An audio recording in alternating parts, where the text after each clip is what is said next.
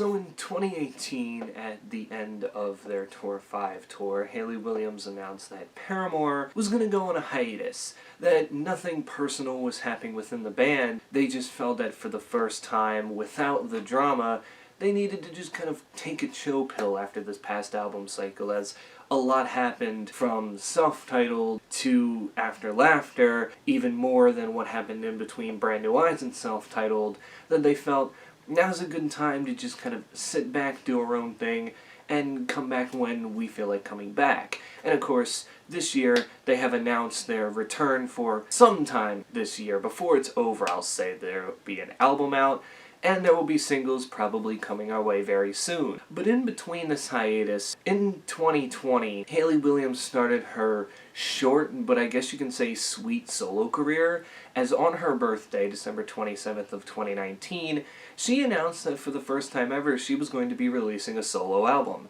And this came to the surprise of many, as, you know, she had always said for years that she never really wanted to do a solo album or just go solo in general. She just never felt that way before as a musician. But she had some time to think. She made some songs that maybe wouldn't fit the band or what the band was looking for when it came to like lyrics and music and all that kind of stuff overall. And she was also very, very influenced by her bandmates and others around her to do this. Like, they encouraged her to the point where she just ended up going, alright, I'm gonna make an album.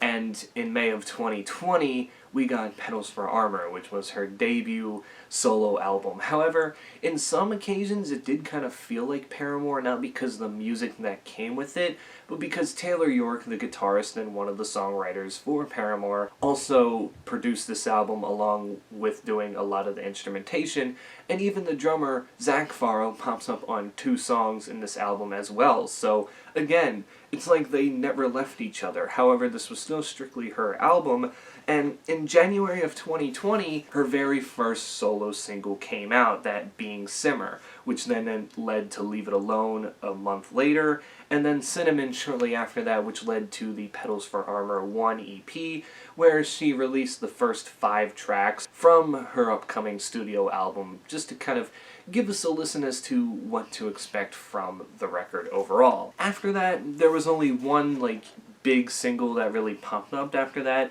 that being Dead Horse, which I would have to say at this point is probably bigger than Cinnamon and Simmer. I mean, this one was everywhere after it was played. And for a debut album, it actually did pretty well. It hit number 18 on the US Billboard Top 200, and it stayed there for quite a while, and it even hit number 1 in Scotland. So this album was everywhere. It had a vinyl release, a CD release. You can listen to it digitally, you know, any way you wanted, any way you listen to music. You can get it any certain way, and people were very encouraging. And, of course, a tour was supposed to be planned for this pop, rock, or just sort of just straight up pop and alternative record in this case. And that was gonna happen. She gave dates to the tour, started selling tickets, and then COVID happened. Petals For Armor was really only intended to be the only studio album that she was supposed to do, as throughout the rest of 2020 and into 2021, she was supposed to tour for it. But around February, COVID kind of hit, and she still ended up releasing her album, not pushing it back, releasing it on the date that she set, but she just outright canceled her tour. And nobody really knew what was going to happen from there. Like, is she going to go and start working on new Paramore stuff, or what's going to happen here? And of course, in January of 2021, fast forward almost a year later, she starts teasing again, and people are like, okay, but really, what's this for? Is this new Paramore, or is this like a solo thing? Like, is she doing another solo album? And there was a website that she created called, I think it was called flowersforvases.com, and that was when people started getting a little suspicious that, oh, that's the name of the album right there. And then all of a sudden a fan leaked the song called My Limb, and that was basically when it was confirmed that this surprise album was going to come out from Hayley on February of 2020, and guess what? It did happen. Now, this one didn't really rely on a single to kind of drive it up. I mean, it is a surprise release in itself. But I mean, I guess too, with the hype of the leaked My Limb song, that also was kind of, I guess, the single that she wanted out there, because it wasn't just like a fan got a hold of this and leaked it. Hayley went to the fan's house, put it in that fan's mailbox, and in the note said, "Oh, by the way, leak this for me." And the fan did exactly what she said. So this was all in the plan. Hayley wanted this to happen, and it happened. And then shortly after, the leak was pretty much taken offline, and the album came out, and it was called Flowers for Vases, or Descansos. And this featured a bit more of a drastic change from what the first album was, where she got outside help and whatnot.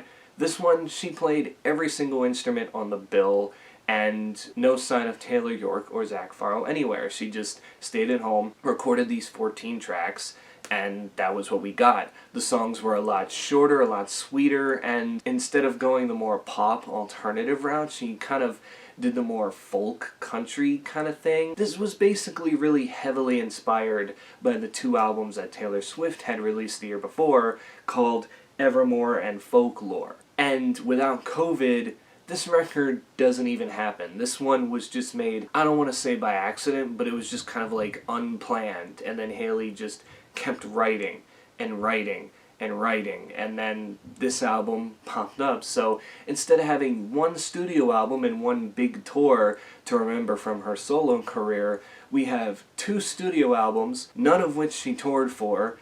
And I guess now is the time where she's flipping back to Paramore, and we're getting more excited for that because we know there's going to be a big tour, there's going to be a big show, and just stuff's going to go off. It's going to be their first album in 5 years, so we're excited for that. As this one obviously didn't do as good as Petals For Armor. It did chart at a number 189 on the Billboard 200 in the US, but other than that, it didn't really do all that well anywhere else, not really cranking the top 100. Mainly, I think the reason why is because there wasn't any physical releases. I mean, you can get the vinyl now online, and the CD is soon to be released, I think sometime around March. But when this came out, it was strictly just go download it digitally and listen to it, and sometimes that could work depending on how big of an artist you are.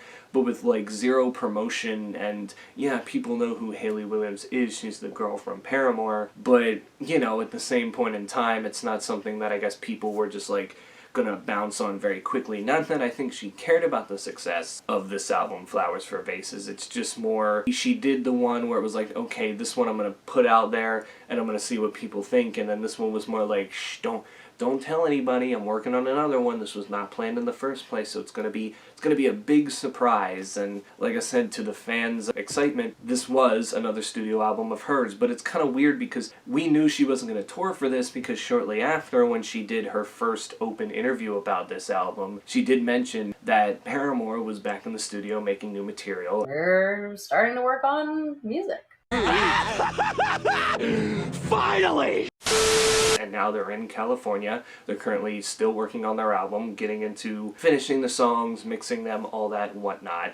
And we just kind of look at Hayley Williams' solo career. It was only 2 short years, because yes, she had done other things solo, like she had that B.O.B. song, Airplane, she featured on that, and she did her own little song for the Jennifer's Body movie. She had, I think, a feature with Zedd at one point, but she never really like wanted to branch off and just do her own thing, and that's why every time she would feature on a track, it was always Hayley Williams from Paramore, because she always wanted you to know that's where she's from, that's her roots, and she's never going to abandon that project ever. You know, looking back at it, I would say that the solo career for her did pretty well. I mean, her first album, I think, was just so highly anticipated. We had wanted something solo from her the whole time. We never thought that it was going to happen, that when it did, it just kind of felt surreal in a way. And with the second album, I will say I do sometimes forget that that album even came out or exists in this case. And I can see why she wanted to kind of, you know, tone it down a bit and do this more surprise release, because it's like, you know,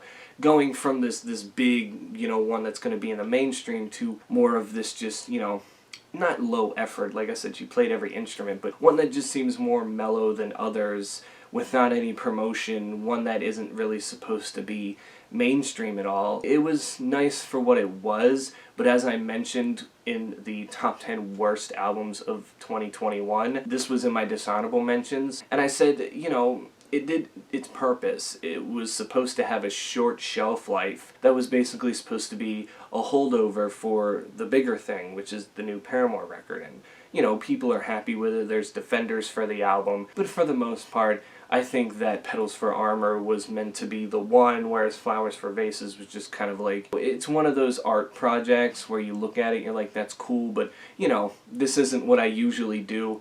That's basically what she did there, and it's fine, and I still enjoy the record somewhat, but the fact that I do forget that exists sometimes is really what makes me go, huh. This album's purpose was definitely to just kind of blip up and then blip out, wasn't it? And that's basically where it's at. So, yeah, now we just wait for new Paramore, which again, they said is coming this year in 2022. I don't specifically know when, but I'm thinking around springtime maybe, start expecting some singles, because that's when I feel it'll be out, and maybe by fall of 2022, this new album will be a thing. And again, I'm just highly excited whenever that is, whenever that time is. It could be closer than I expect. I don't know. We'll see when the time comes there. But yeah, I'd really love to hear your opinions on what you think of both of the records by Hayley Williams done solo by herself. Which one's better to you?